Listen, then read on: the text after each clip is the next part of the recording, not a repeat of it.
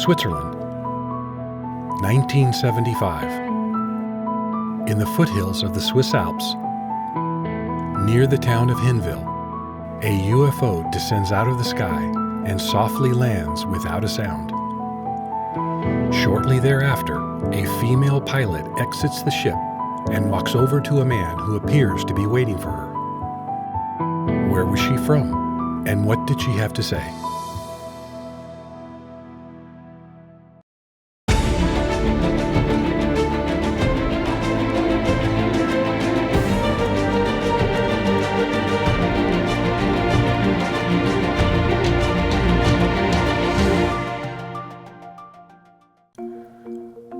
The Pleiades, also known as Messier 45 and the Seven Sisters, are one of the closest star clusters to Earth, located between 385 and 450 light-years away.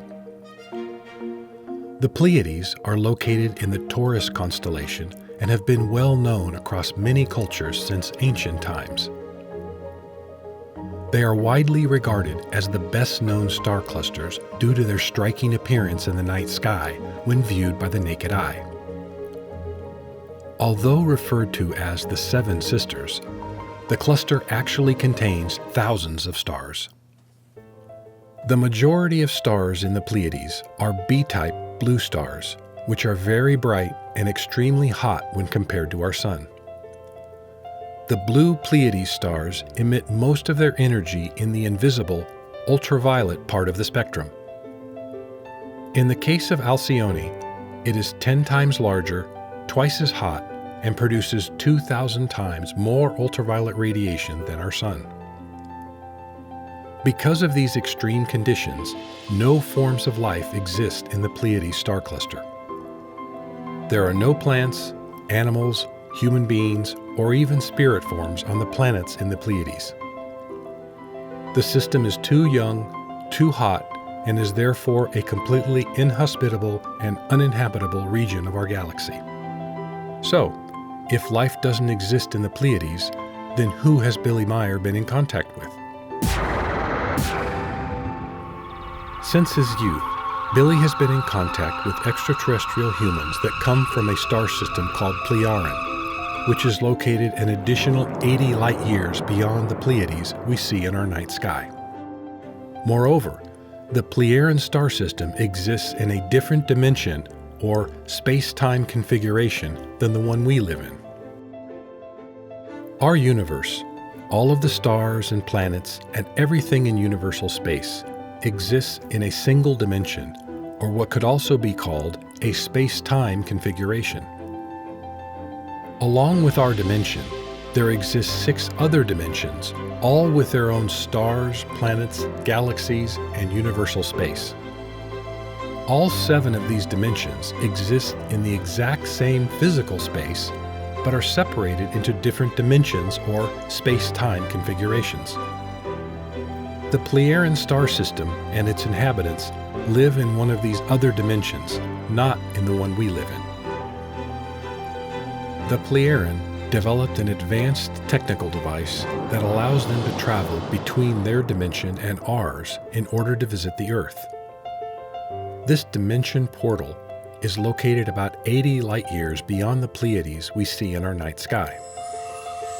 Not only does this dimension portal provide for easy transportation between our dimensions, it also serves as a communication channel so the Pleiaren can maintain communications between the 2 dimensions. The Pleiaren come from the Pleiadian solar system, not from the Pleiades that are visible from Earth. Therefore, they are not Pleiadians, even though this was their original designation given to them in the early contact reports. This clarification of where the Pleiaren truly come from was intentionally held back because they knew many people would claim to be in contact with them. Even today, there are many people who, because of their desire for fame and fortune, claim to be in contact with the Pleiadians. Ultimately, the reality is the Pleiades are completely uninhabited and Pleiadians don't actually exist. Despite many misconceptions and fabrications about Pleiadians, the real Plejaren are human beings just like us. However, their civilization is much older than ours. The Plejaren are approximately 8,000 years ahead of us technologically and about 30 million years socially and spiritually advanced. The Plejaren home planet is called Era and is very similar in size to the Earth. They do have some larger cities with multi-storied residential buildings, but nothing like high-rises or skyscrapers. The Plejaren prefer to live in the country and away from the city. Each of their single-family homes sit on a fertile plot of land of about 100 by 100 meters. Their homes are spherical or semi-spherical in shape and are made of strong metal alloys or a synthetic material similar to silicon. The areas between residential plots are well-maintained parks and gardens crisscrossed with walking paths. There are also spaceports at central places around the planet for cargo and passengers. There are no streets on Era, and there is also no traffic and no environmental pollution. Each home has their own beamship that will quickly and noiselessly shuttle them to anywhere on the planet. Each home and beamship, all food and drink and all the necessities of life are provided free of charge. In fact, there is no such thing as money on Era. Instead, each resident completes 2 hours of work per day for the good of the general public in exchange for everything they need. This daily work for the general public isn't restricted to a particular time or place. In other words, there is no clocking in or out, and the work they do from day to day can change. One day, they could rake leaves in the park, and the next day, they could supervise androids in their factories. Each person, through their own self-responsibility and sense of community, decides how and when they complete their compulsory work for the day. After their 2 hours of work is complete each day, they are free to spend the rest of their day as they please. However, the Plejaren don't just waste their days away. Most Plejaren study and learn up to 30 different professions or fields of knowledge.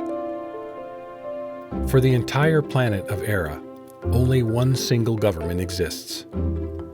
Their government consists of 2,800 spiritual leaders who function as a regulatory and executive body.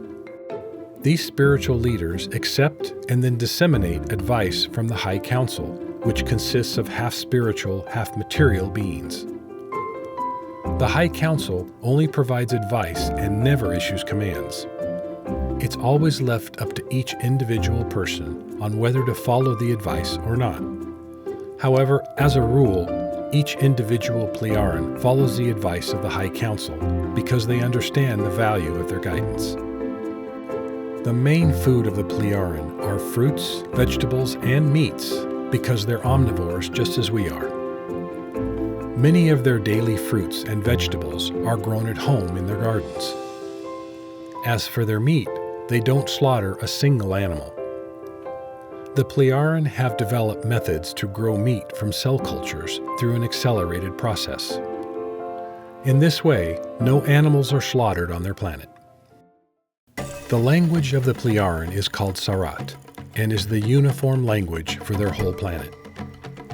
The Plejaren belong to a federation of many different worlds and civilizations, and they use a universal language called Samti to communicate with friends and allies. This language is used throughout their federation so that people of different worlds and cultures can easily communicate with each other. From early childhood, all Plejaren learn both the Sarat and Samti languages. A common question I get asked is, why don't the Plejaren show themselves with a public landing or get in touch with various governments? First, the Plejaren are governed by a directive which bans them from showing themselves to terrestrials. They are also prohibited from interfering with the events on the Earth in any way. This directive remains in force until the people of the concerned planet, in this case the Earth, have reached a state of peacefulness and humanness and have an understanding of their interconnectedness with all life forms. It should be obvious to everyone that those conditions don't yet exist on the Earth. This also means that the Pleiaren will not save us from ourselves or intervene in any way if we decide to blow ourselves up in a nuclear war or other worldwide catastrophe. Secondly, this non-interference also applies to the free will decision-making of each individual person. This is connected with the photographs, 8mm film, and other evidence provided by the Pleiaren and Billy.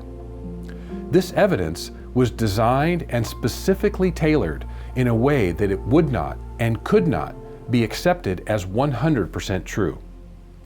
If they did provide 100% proof-positive evidence of their existence, then this would go against their non-interference directive and take away the free will decision of the individual. This means that if we were to have 100% proof-positive evidence, we no longer have the free will to decide if the Pleiaren exist or not. The free will deciding factor would have been removed by the evidence, and their directives prevent this. In addition to these first two reasons, Semjaze told Billy in the third contact report that, without exception, all governments on the Earth consist of people who are power-hungry and greedy, and under the guise of peace and friendship, would try to steal their beamship and other high technology and use it to further subjugate people and for purposes of war. Semjaze also said that because of their high evolution and technology, that many people on Earth would elevate them as gods and make themselves subservient to them, just as it was in past Earth history. Also, millions of people would become hysterical, afraid, and unable to cope with their lives if they finally found out that there are other, more advanced civilizations besides them in the universe. These are a few of the reasons the Pleiaren don't show themselves publicly. Now, when the Pleiaren do decide to contact someone on another planet, they always only contact one person and never anyone else. So all these people claiming to be in contact with Semjaze or any other Pleiaren are either mistaken or confused. In fact, Semjaze quoted an Earth proverb that most people have heard: "Too many cooks spoil the broth." This has the same meaning in their culture and is why they only contact one person. The individual they select must be spiritually and consciously advanced and must be absolutely trustworthy and reliable in every aspect of life. If you're not familiar with Billy's 22 years of education and training prior to his contact with Semjaze, click on the link here and it will take you to the video, Who is Billy Meier? Since the age of 5, Billy has been educated and trained by advanced extraterrestrials in order to help prepare him for the contacts and for the writing of his books, collectively entitled Teaching of the Truth, Teaching of the Creation Energy, Teaching of Life. This teaching is why the Pleiaren are here. The Pleiaren are a highly advanced and fascinating society. They have come here to teach and provide recommendations on how to live our lives.